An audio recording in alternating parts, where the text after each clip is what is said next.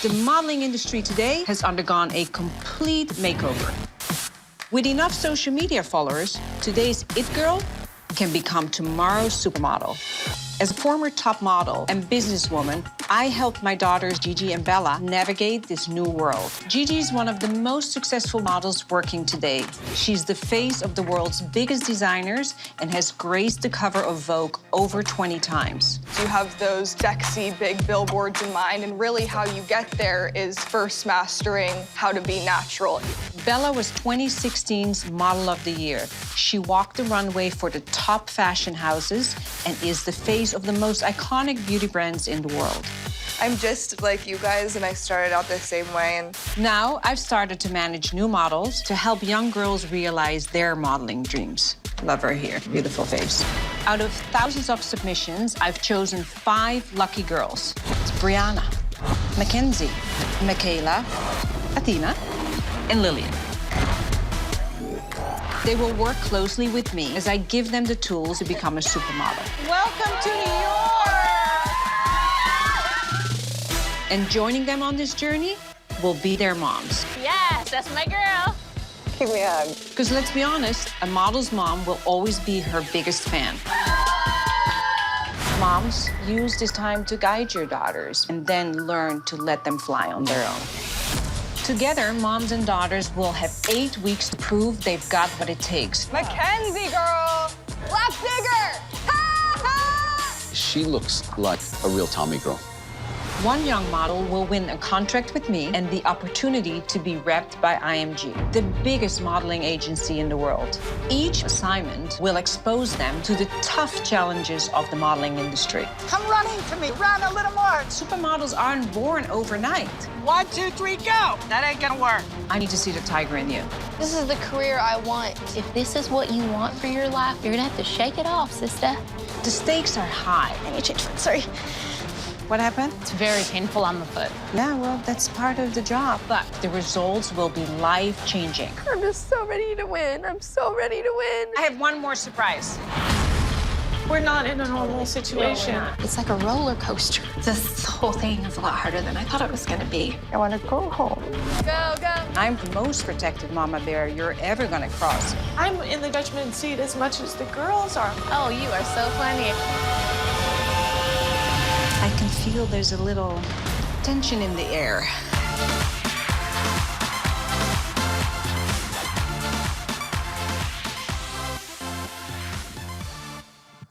Hello, everybody, and welcome to Build Series New York. My name is Alex Mundalik, and we have a very special guest for you today. We have Miss Yolanda Hadid. Welcome. Hi, how are you? Good. How are you? Thank you for being Great. here. Thank you for having me. I appreciate it. We are here to discuss Making a Model, your new Lifetime series. And this is great. This is about you coaching young girls and their moms and how to make it. And it seems like you have a bit of experience in this space. Just a little bit. Tell us about that. 3 babies, so I've been through it. Anybody we know?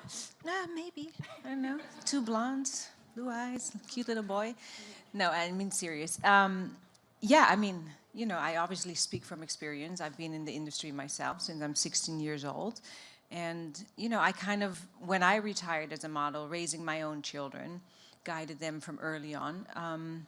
Yeah, so I know a little bit about the business. I know about raising kids. And, you know, I think when this concept came up, it was very, it just resonated with me because you know, I've been really struggling with the fact that the new generation is becoming so disconnected from family, from their moms, from, you know, everybody's so busy on their phones and life is out there, yet we forget to be intimate with those closest to us. So I just thought it'd be great to bring the moms and to be 2 months without phone, sleeping in a bunk bed with your mom, imagine. I mean, that can be intense. And, you know, just the moms dealing with each other, the moms dealing with their daughters. And, you know, it was just an amazing time. And, you know, there was such a difference from when they came into the house than to when they left. I mean, they got so close. They became best friends. They, you know, learned to speak their truth. And the kids there to step away from their moms. I try to teach the moms to stay in the shadow and give their kids space to grow. So, And at such a pivotal point in these young women's lives. I mean, most of them, they're all under 18. Some of them are as young as like 13, 14. Yeah, and they're very young. You know, also this show is really for the love of a dream rather than, okay, you know, you're ready to go into the industry, because obviously they're too young for that. But, you know, every child, most girls that age, everybody wants to be a supermodel. Even if they don't have realistic, you know, expectations and really understand what that means to be a supermodel, you can still have a dream, you know? One of the points that's touched upon in one of the early episodes about becoming a supermodel today is about navigating social media and Instagram. And even though the girls might have been disconnected in the house while they were filming the show, you know, there's, again, like you've mentioned, this impetus to be a brand, to be your own brand, and that's attractive to clients, as you talk about. But do you ever notice any pitfalls with the use of social media, or do you view it as like a necessary social media is the toughest thing on the planet for you kids. I mean, even for us adults, but I mean, your generation, I mean, you're born into the millennials, you're born into it, it's part of your, almost like your DNA. But yet, we don't know yet how this is going to affect your generation in the future. I mean, studies are just starting to come out that a lot of kids suffer from anxiety and, you know, insecurities, because as we know on social media, everybody shows their best self for that 1 second, and that's where you're starting to measure yourself to. Well, that's not reality. Life is tough for everybody. We all have bad days, we all have zits, we all gain weight at the end of the month, 3 pounds heavier, 5 pounds too light, like, you know what I mean? Life isn't perfect. So I feel with this whole social media thing is that we've created this high standard of everybody thinks they have to live up to, yet it's not reality. So take it with a grain of salt. Yeah, take it with a grain of salt, and you know, like I said, go back to your basic and know, you know, who you are as a human being, which is much more important as what you're trying to show on social media. But it's definitely a struggle, and I deal with that with my own girls, you know, and you know, it's tough. But with that said, it's also a free business card globally that in my time I had to live in a different city for 3 months at a time, do 12 go-and-sees a day with no phone, no money, a paper map, and find here in New York the streets, okay, 5 blocks up, 3 to the left. Like, it's very different today, you know? And talking about your most authentic self, I think viewers who know you going into the show know that you're a very honest and open and real person. I mean, we've seen you on other series. You've seen the worst of me. I like to think of it. Well, the worst might be the best as well, right? Because we're seeing who you really are. Yeah, of course. I mean, and that's, you know, I mean, I've used, when I went on the Housewives show, I was kind of shy to do it because I'm so Dutch. I'm kind of like black and white. I'm not raised with a lot of drama. And I always was like, okay, God, show me a sign of why I'm supposed to do this. And then I got sick the first season on the show. And obviously that's why you've seen the worst of me. I mean, I did a whole season without makeup, which everybody thought was the craziest thing. But yet, you know, I was fighting for my life. And I was like, well, this is my life. I'm not, you know, going to put lipstick on it. Right. So for those of you who don't know, Yolanda battled Lyme disease and has so bravely come through, and you've been an advocate for it. So tell us a little bit about how now working again, do you still struggle at all with symptoms or anything like that? Do you feel healthy?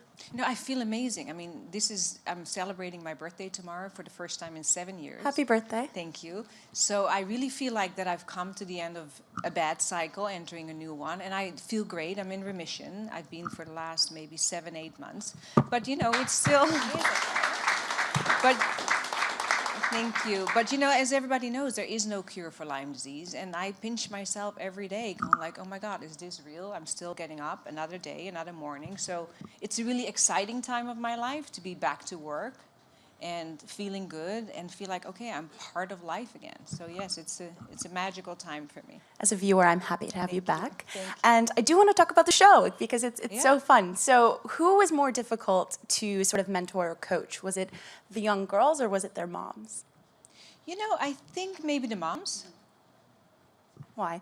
You know, I think because as moms, we think we know it all. And I think that sometimes that is a mistake because we have to understand that our children can teach us a lot about ourselves. And I think that we also as mom have to learn to, you know, like I call it, shine in the shadow of our children. because they're the arrow that we send forth. They're a much better version, much smarter, taller, better, and everything you guys do. That sometimes it's hard for us to really accept that and go like, no, you're your person, you live your life, and I'm here to catch you when you fall. And I think a lot of moms, they have the momager mentality of going like, no, you have to do it this way. Oh, you don't look good enough. Like, that's not good.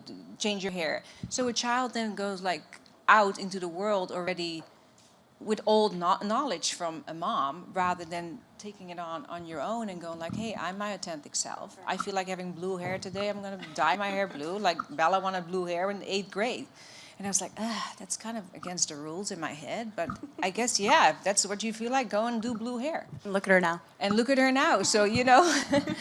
Yeah. Didn't she have blue hair in the Fendi show, I think, a couple of seasons ago? So Yes, maybe she it was did. a premonition. Yeah. But, I guess the moms, it was interesting to see the dynamics between the mothers, much more competitive than the girls.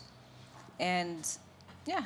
Interesting. So It was an interesting journey. But what kind of advice would you give? So, with your own children, they've been lucky enough to have you by their side, and is the case for the show. These young girls are lucky enough to have their moms by their side. yes, absolutely. To young models or anybody who's trying to break into entertainment, who might not be lucky enough to have a parent or a mentor, what kind of advice would you give them when they're trying to break in? Well, today it's so much easier just because of the internet. You know what I mean? I say children should be children until they're 18.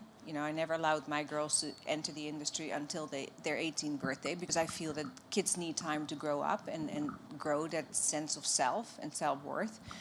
But if you want to be a model, you can research what's the top 5 agencies and see when there's a casting call and show up, And for some of the more difficult things to navigate, we're having this big discussion now about the dangers or the vulnerabilities of people entering the industry, and they feel like they have to work with some people who might not have the best character themselves, and we have this Me Too movement. So were there ever cases where you might have suggested to Gigi or Bella or Anwar, maybe we shouldn't work with them, or maybe we should reconsider? Have you ever had instances like that, or for yourself even, where you haven't wanted to work? That can happen anywhere.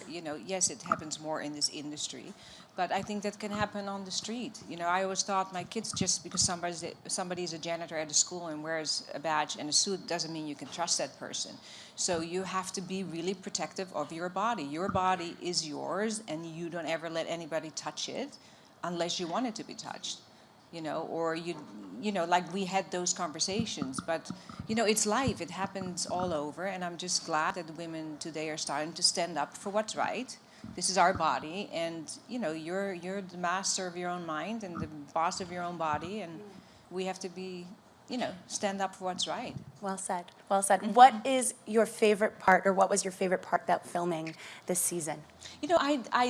Like I said, I'm pinching myself. I'm still alive, and I'm back to work, and I'm just excited to do something that I'm really passionate about, because I feel that, like I said, the mother-daughter relationship is just so important. The mom is the only person probably in the world that loves you unconditionally for exactly who it is that you are, and we are your biggest fans, and we're there forever. It's our forever commitment, and I'm crazy about my own 3 kids, and I just love being a mother, and I love to share the wisdom that I have gathered in life, raising my own kids, and I love all these girls. We had such a great time. Yeah, and I'm sure your kids, it's very obvious that they're very proud of you as well. So we will leave it at that, and we will open it up to audience questions. I know we've got a few here, so don't be shy, guys. Hello. Hi. You have such a public platform in your life, and you seem a little spiritual. You mentioned your Lyme disease.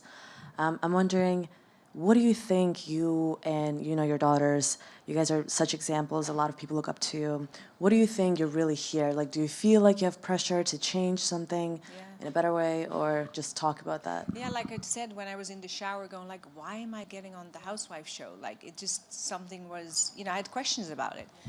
And the minute I started shooting my first season, I was knocked out and got really sick with Lyme disease. So the entire journey I was on the show trying to keep working and staying financially independent, yet the rest of the week I would be in bed months at a time.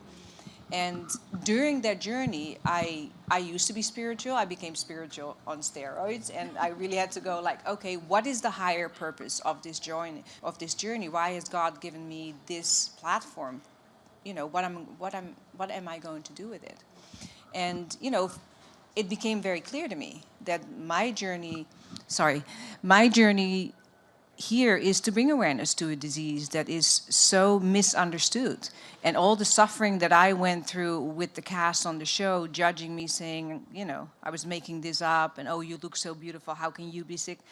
I was just used as, a channel to bring awareness to other people, because this happens every day. Is there anything about modeling that you're doing? Sorry? Is there anything about, in regards to modeling, that you feel you've been put on a platform?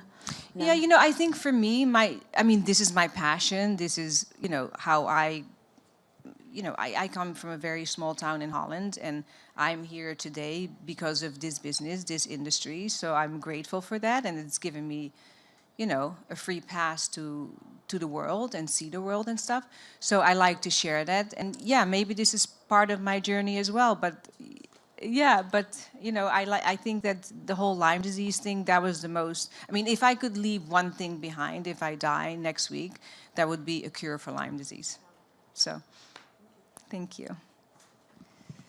We have time for another couple of questions. You can go here. Hey, Yolanda. What made you come up with the concept of making a model? We threw around so many different names. And I think they did research on that name, and I think it came up on top. I don't really know exactly why or how, but they do a research about that. But we had all kinds of names. We came up with all different crazy names, and I guess that was the best one. One thing I didn't ask you about that was super amusing to me to watch, and I had sort of flashbacks to my own relationship with my mom. Yeah. Some of the moms, like you say, get a little bit protective, or they worry that, oh, maybe that's a little sexy and we shouldn't shoot. Oh, yeah. That happened on the beach. Yeah, which was sort of reminiscent of the Vogue shoot that Gigi was in. Yeah. But did you ever have a moment with Gigi or Bella, or maybe even Anwar, where you're like, oh, that's a little sexy? No, I am so Dutch. I was raised What does that naked. mean? Well, I came to America, and this is a funny story. My mom never even bought me a top. And I remember shooting in Santa Monica. I was maybe like 18, 19 years old. And it was lunchtime, and I just went my little towel. I didn't want to go back to the motorhome. I just put a towel over my face, and I was taking sun without a top. And the cop came to me and said, put on your top. And I'm like, I'm sorry, I don't have a top. Excuse me, put on your top. And I said, I don't have a top. I'm from Holland. My mom, we don't do tops. So he said, well, you're in America and you have to live by the rules here. And he was writing me a ticket, and then the producer came up and go like, model, blonde, But, so I don't see my body as I don't even know how to explain it. I was raised very open, loving my body, loving the skin I'm in, and I'm just very natural, and that's the way I raised my kids. They ran around naked, most of the time too, on the horse farm, getting eggs from the chickens, and that was just normal for us. So I'm not shy about it. Yeah. Okay, we have time for one more audience question. Here we are. Hi, thank you so much for being here. Thank you. So choosing New York to film your show in is so great because it's such a big fashion capital. If you can film in any other fashion capital around the world, which one would you choose? I would love to do Amsterdam and London. Yeah, I would love to go back to Holland. It would be such a great thing for me to go back and... Everyone would be topless. Get this little... Yeah, exactly. Do a whole show topless. No, it's not that crazy either, but I'm just not sensitive about it. But I understand that, we are from a different culture.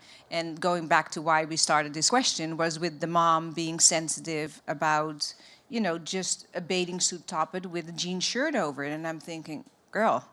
You better get used to it. If you want your daughter that much to get into this industry, you better you know, get used to just that, because that's nothing. I mean, you know, in fashion, crazy things happen. Sometimes the girl's dress falls on the middle of the runway, a boob is showing, like, well, we all have the same boobs. And, boob. you know, it's A boob just never a boob. kills anyone. Exactly. Well, Yolanda, thank you so much for being here. Tell everybody where they can check out the show.